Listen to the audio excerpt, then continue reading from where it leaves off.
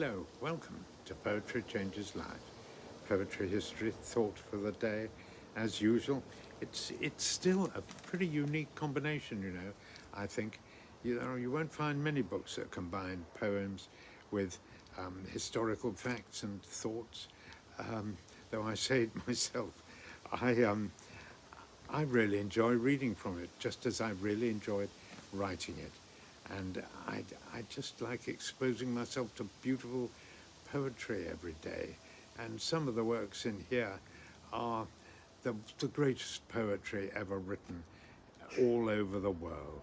I'm going to read a poem written by an Englishman today, but it's about the Middle East. And, that's how poetry goes. It's eternal, universal. There's never been a century where poetry hasn't been written in large quantities, and that goes on right to the present day. I just love its power and its constant presence, which nearly always is benign. Well, I'm going to read one of my favorite poems in a minute. PoetryChangesLives.com is my website, of course. You can buy the book there, read all about poetry. It's such a fascinating Aladdin's cave of different aspects, different items, all sparkling and stunningly, shimmeringly beautiful, I think. Poetry is just, it's a gift that keeps on giving. I'm so glad I discovered it. Today I'm reading about a very important, interesting historical figure, Alexander the Great, who lived well over 2,000 years ago and conquered much of the Middle East.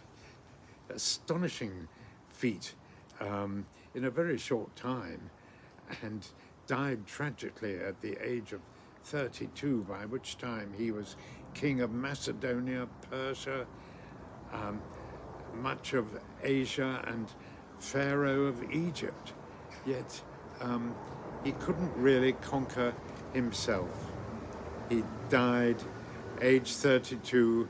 He may have been poisoned, or it may have been poor health, generally from his many campaigns, or, as a lot of people think, it may have been his pretty well documented alcoholism. He just couldn't handle the booze, and he consumed large amounts of it and did terrible things when he was under the influence. One thing he did which was not helpful was he had his official historian crucified because he was annoyed by what he'd written. And so what might have been a very good account of his campaign as it happened was dramatically cut short, unfortunately. Nevertheless, there are a lot of contemporary or near contemporary accounts, and historians today are still mulling over some of the facts and the consequences.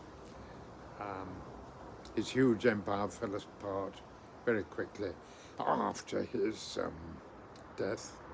Empires do that sometimes, of course.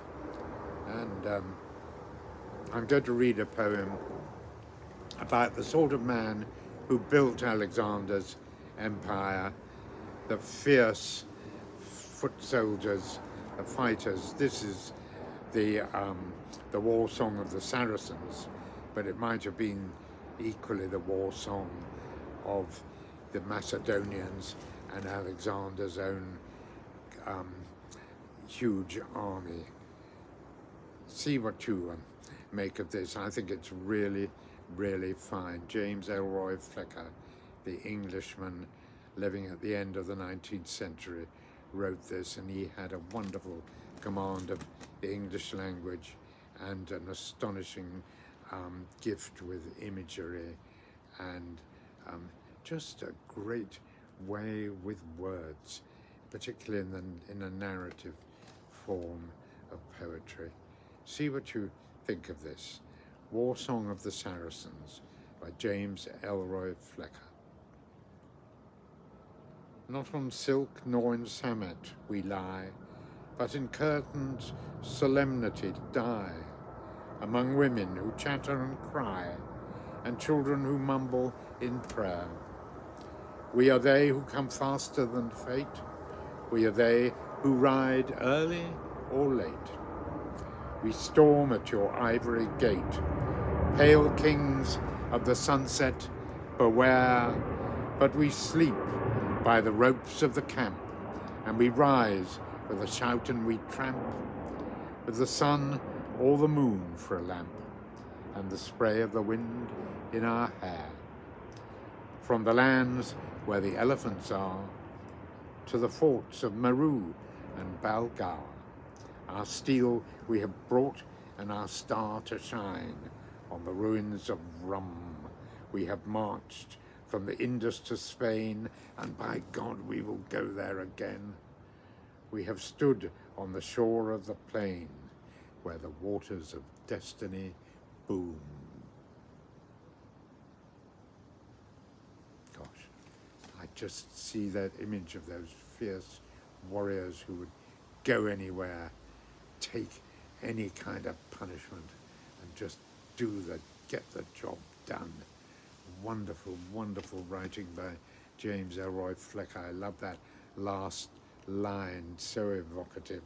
We have stood on the shore of the plain where the waters of destiny boom.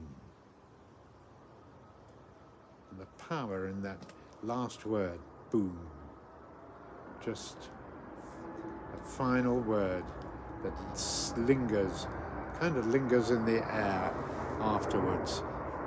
You make you think, yes, that here something was achieved.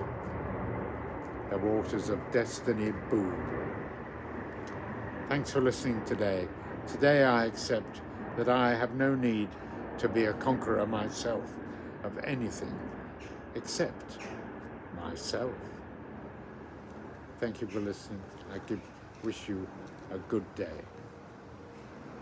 See you tomorrow.